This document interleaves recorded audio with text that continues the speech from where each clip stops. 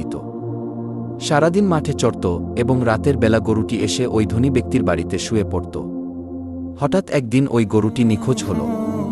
ওই ধনী ব্যক্তিটি তার গরুটিকে খোঁজার জন্য বিভিন্ন জায়গায় তার লোকদের পাঠিয়ে দিল।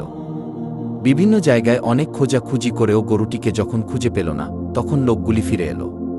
তখন ধনী ব্যক্তিটি বলল, যে ব্যক্তি আমার এই গরুটিকে খুঁজে আনতে পারবে তাকে 100 স্বর্ণমুদ্রা পুরস্কার দেওয়া হবে। এই ঘোষণা করার পর দেশের বিভিন্ন জায়গায় অনেক লোক গরুটিকে খোঁজার জন্য ব্যস্ত হয়ে পড়ল। সেই যুগে বনি ইসরায়েলদের মধ্যে অনেক নেককার এবং আল্লাহওয়ালা অনেক বুজুর্গ ছিল। তাদের মধ্যে একজন নেককার বুজুর্গ মহিলা ছিল।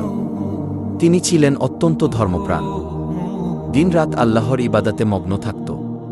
ওই বুজুর্গ মহিলা এবং তার একমাত্র ছেলে জঙ্গলের মাঝে একটি ছোট্ট ঘর বানিয়ে বসবাস করত। তাদের ঘরের পাশ দিয়ে একটি পানির নহর প্রবাহিত হতো। যখন তাদের ক্ষুধা পেত, ওই নহরের কাছে গিয়ে